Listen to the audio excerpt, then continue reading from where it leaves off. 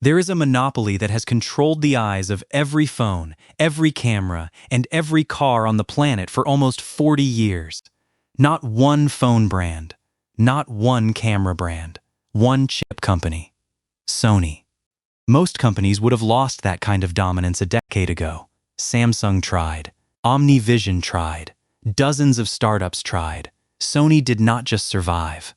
Sony grew. From 41% of the CCD market back when Sharp and Matsushita were still alive, to over 55% of the entire image sensor market in 2024, to over 70% of all high-end smartphone sensors today.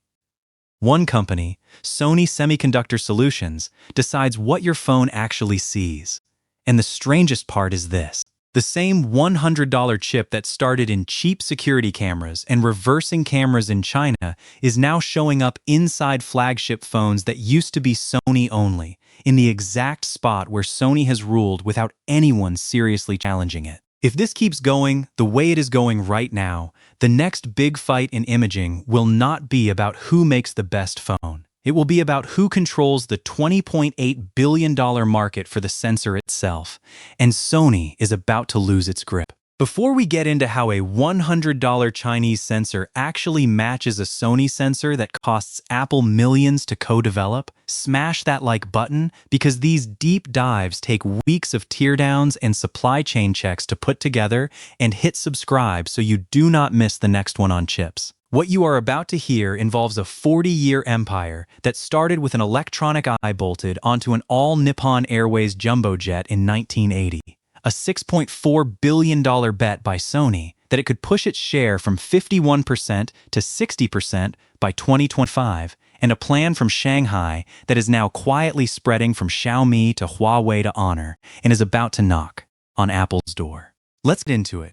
VHE Monopoly, nobody cooled Tooch. In 1980, Sony did something no one else could make work. Bell Labs invented the CCD, but Sony commercialized it.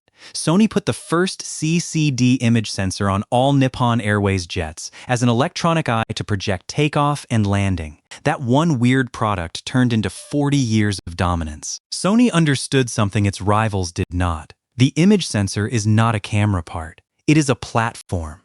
Sony's CEO of Sony Semiconductor Solutions, Teru Shishimizu, said it himself. The stacked CMOS image sensor is closer to a platform than a component.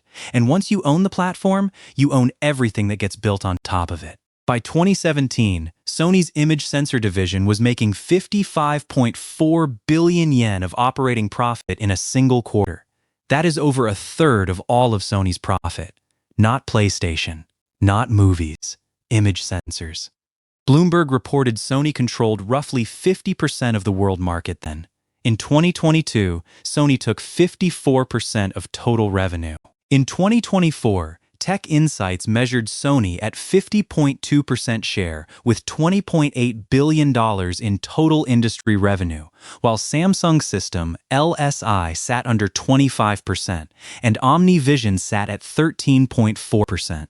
And in high-end phones, it is even more extreme. Sony controls over 60% of the smartphone image sensor market in Q3 2025. Every iPhone from the iPhone 4S until today has used a Sony sensor. Every Xiaomi 12S Ultra used the Sony IMX989, a 1-inch type sensor that cost Xiaomi and Sony a reported $15 million to co-develop together. Every Xiaomi 13 Ultra, every Vivo X90 Pro Plus, Sony's 1-inch type IMX989, Sony's LYT900, Sony's IMX707. It was not a clean monopoly where Sony crushed everyone in one big move.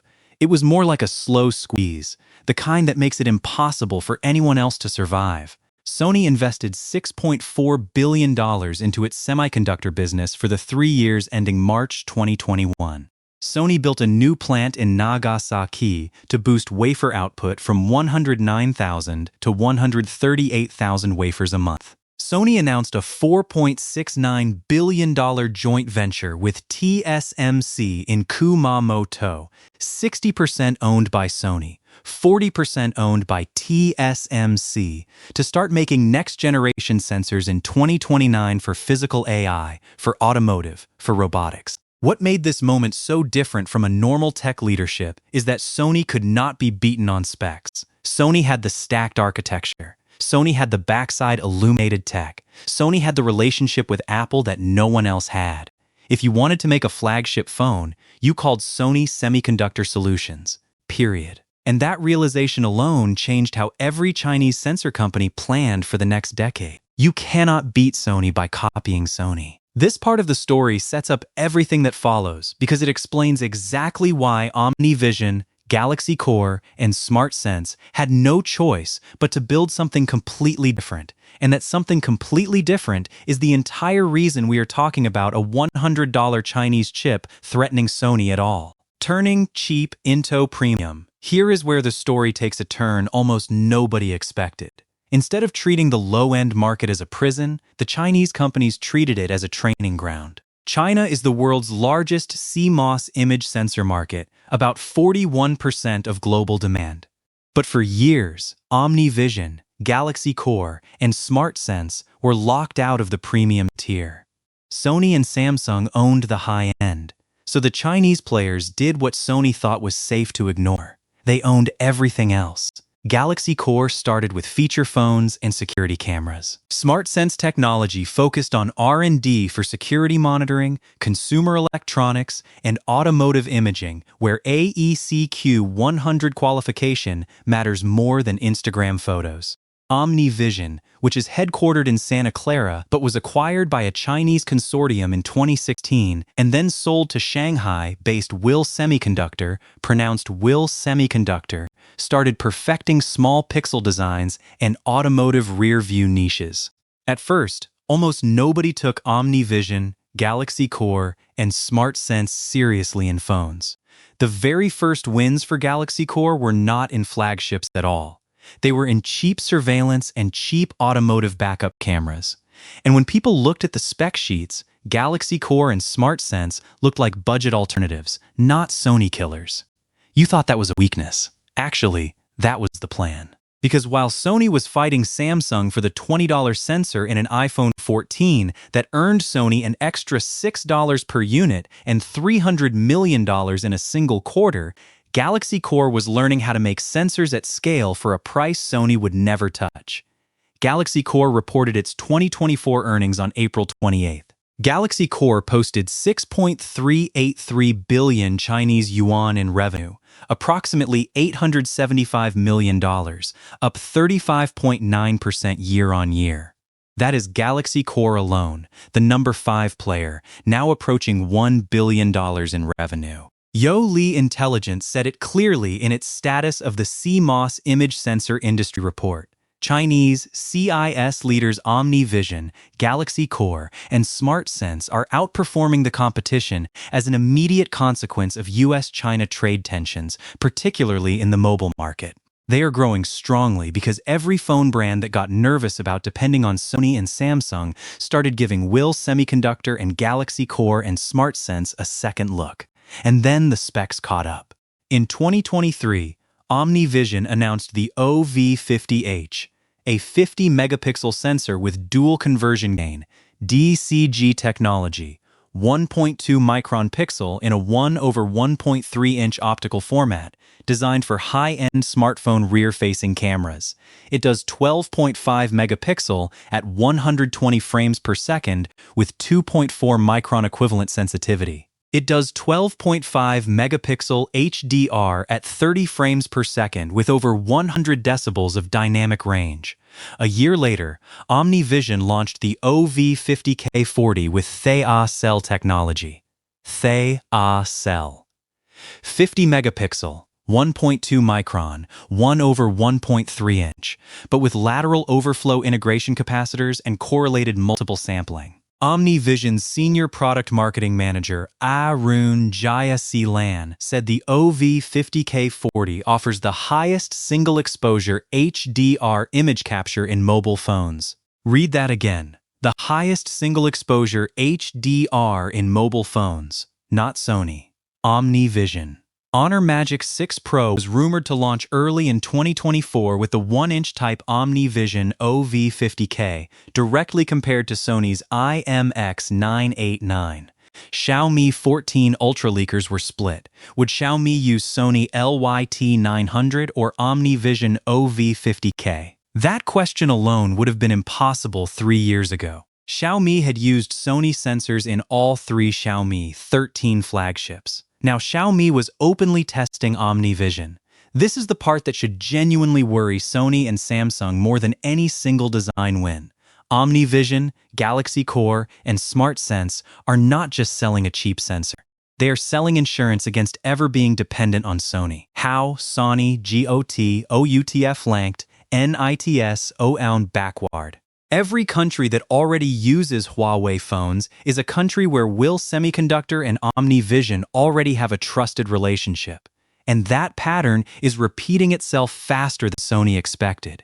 You see, Sony's biggest customers are also Sony's biggest risk: Apple. Apple analyst Ming-Chi Kuo from TF International Securities reported on X that Samsung Electronics will start shipping a 1/2.6-inch 48-megapixel ultra-wide CMOS image sensor to Apple for the iPhone as early as 2026. That would be the first time in years that an iPhone uses a sensor that is not from Sony. Sony will reportedly lose its monopoly on supplying camera sensors for the iPhone.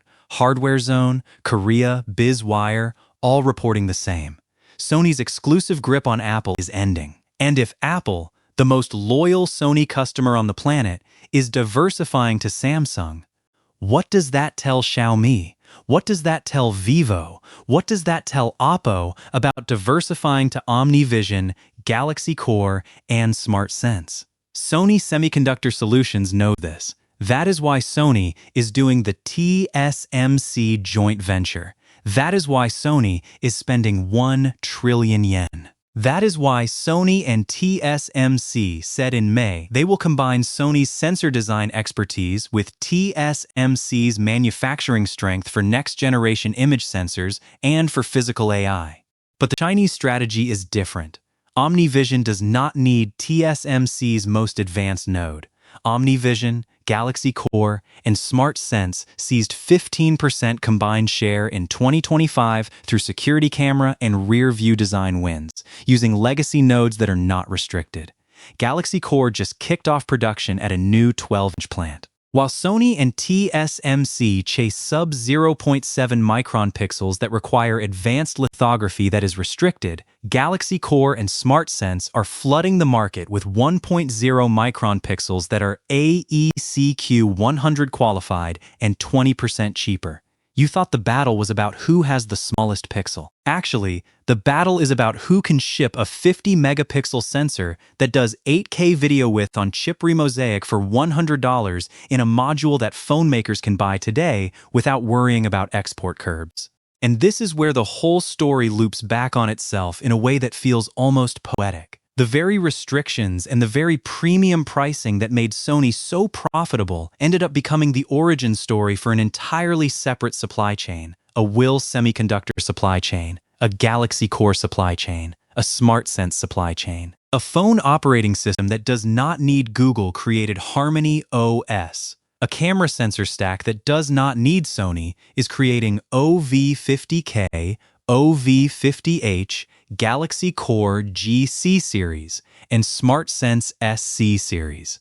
Every time Sony raised prices to protect its 55% margin, Sony gave OmniVision and Galaxy Core and SmartSense one more reason to exist. CHE Blueprint THE World EIS watching the Xiaomi 12S Ultra. The Xiaomi 12S Ultra proved Sony could still build the best 1-inch type sensor under heavy demand. The OmniVision OV50H and OV50K are proof that Will Semiconductor can build an entire premium sensor layer under those same market conditions too. Put those two things together and this stops looking like a simple comeback story. It starts looking like a blueprint that other companies and other countries are already studying closely. A blueprint for building an image sensor stack that cannot be easily controlled by any single outside power. There is something almost inevitable feeling about where this leads.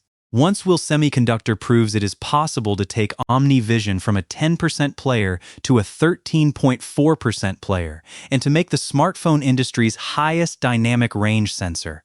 Once Galaxy Core proves it is possible to grow from a budget supplier to an $875 million company with 35.9% growth, while Samsung and ST Microelectronics lose share. Once SmartSense proves it can take 6.3% of the global market from zero. Other phone brands facing similar pressure no longer have to wonder if it is possible to live without Sony. They only have to decide whether they want to follow that same roadmap. Apple did not start looking at Samsung because Sony's sensor suddenly got worse. Sony's IMX989 is still an incredible sensor. Apple started looking because a competitor treated an enormous monopoly like a 10-year engineering problem and then actually solved it. Sony has not lost anything yet. Sony still runs the overwhelming majority of image sensors on the entire planet. Sony still has over 50% revenue share. Sony still has the Kumamoto fab coming in 2029,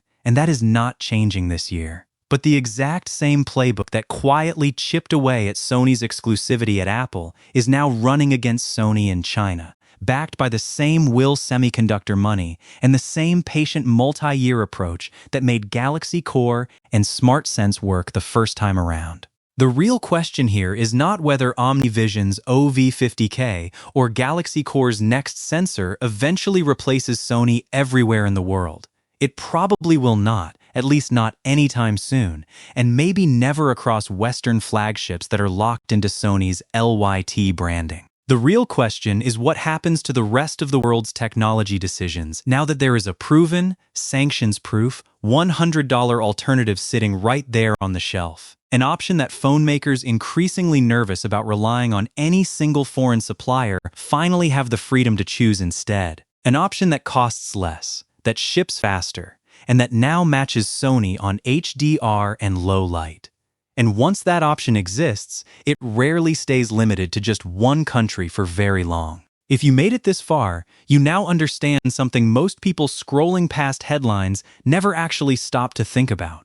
Sony's 40-year monopoly did not end because Sony failed. Sony's 40-year monopoly is ending because Will Semiconductor, Galaxy Core, and SmartSense figured out how to make a $100 Chinese camera chip good enough that Sony can no longer say no. Smash that like button if this connected some dots for you. Subscribe if you want to catch the next deep dive on how TSMC and Sony's $4.69 billion JV is trying to fight back, and turn on notifications so you do not miss it.